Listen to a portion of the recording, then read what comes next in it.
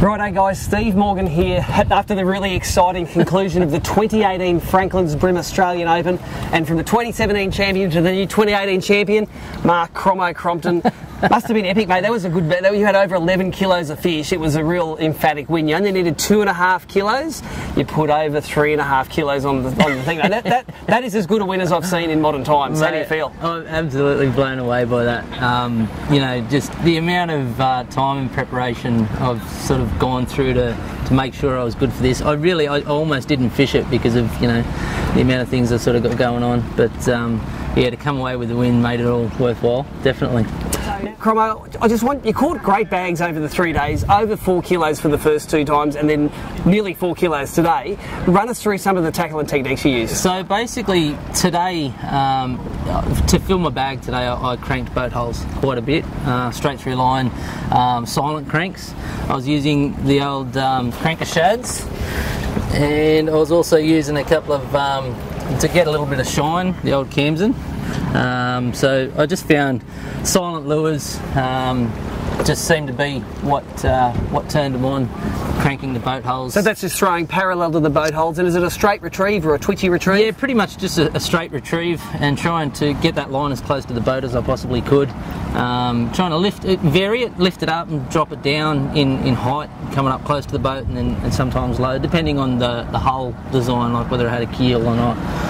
That sort of filled my bag. I did that today on a new little stick that I'm not giving back to Daiwa. I borrowed this one, but it's an Air AGS, a 7.4. This one, I'm not too sure whether this will be in production in Australia, but it's nice and light though, isn't it? It's nice and light. I don't really run a light rod very much at all, and for what I was doing today, I've seen why the guys actually do use a light rod for that sort of stuff. So, and then paired up with the new Caldia. This is not actually the one that will be in Oz, but the new Caldia, it's going to be the same reel as that, just different, you know, colours. But that thing is just going to blow people's minds. Yeah, you get a lot of reel for not much money now, do you? Oh yeah, you really do. Yep. So take us through the Hawkesbury. The Sydney Harbour, the crankbaiting was one of the techniques. Take us through the Hawkesbury and what you use. So the Hawkesbury are pretty much bagged out entirely on Duros, on firebaits. On the car park? On the car park, yeah. I just, you know, what are you going to do when it's blowing like that? I was just like, I've got to go there and grind out and try and, well, at first I was only going to go there for half an hour, but then in that half an hour I got a 38 and a 36. Yeah, so you weren't going anywhere. I'm bagging out here. So I stayed there, bagged out, stayed for a little bit longer, and then took off upriver with, you know, the old cranker crab. Now this doesn't look like one that's straight out of the packet, does it? This is something a bit different. That's one that I built for, or I didn't build, I repainted for Sydney Harbour. I've been working up around Homebush Bay, and seen a lot of those little crabs along the foreshore. They're predominantly black with a little bit of blue tinge to them, blue purpley sort of tinge, but they've got a real green face and red claws. You see them everywhere there, so I had to spray up a couple of those, and they, you know, did a predominant amount of the damage on crabs. But today I mostly caught most of my fish on Z-Man grubs. Yep, the old motor oil, the favourite. The motor oil. I just sort of fished a lot of areas that I didn't see any boats fish at all this weekend, and they were fishing there, but I couldn't get them working on the crabs today, but they were all over the Z-Man motor oil. So it's amazing, isn't it? It's such a diverse, interesting and quality fishery. Sydney Harbour is the biggest city in Australia, and the bream are awesome. Yeah, for many years I had a hard time finding them, and everyone's going, they're everywhere. And today I actually realised, they are everywhere. Yeah, when you really do key into it, they are everywhere. So it was good. Now they say when you win a tournament, nothing goes wrong. Did you have anything that went wrong that you thought might have cost you the event? Yeah, I dropped a really big fish today.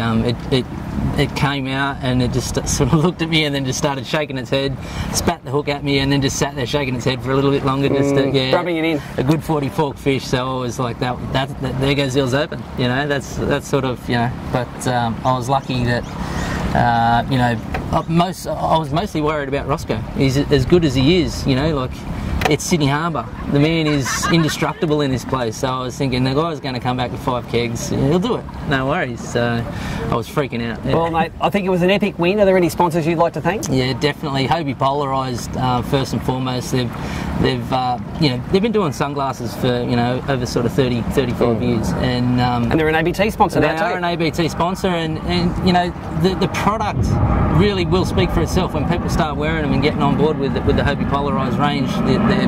Their glass lenses, their poly lenses, second to none. Obviously Hobie as well, Hobie Fishing, Cranker. I couldn't have done any of this without Stizzy's help. He's not just a good lure builder, he knows what he's talking about, because you can ask him about anything and everything in different situations in different areas, and he can actually explain what is going on. He knows. The man's a freak. Obviously Daiwa, the best products, best rods, best lures, everything. The reels, the line, everything that I use is in the terminal stuff is Daiwa, and it's just great, easy to promote because it's so good. Yep. And then of course Lowrance, kitting my boat out with Lowrance products it's simple. Today, fishing shallow, I could see fish 20 foot out the side. I just sit in one spot like the barra guys do, and I could just see those fish out the side in 3-4 foot of water, and I could tell which way they were going. Learnt that from the barra guys. They taught me a thing or two there, but yeah, really awesome product, and so stoked to have them support me. Well, congratulations, mate. Thanks very much, mate. Let's say who shares wins in ABT, and I think you'll all agree that Cromo's given you the shopping list you need to do well when you fish Sydney Harbour the next time. So until next year's Franklins Australian Open, this is Steve Morgan and the Oz Open champion checking out.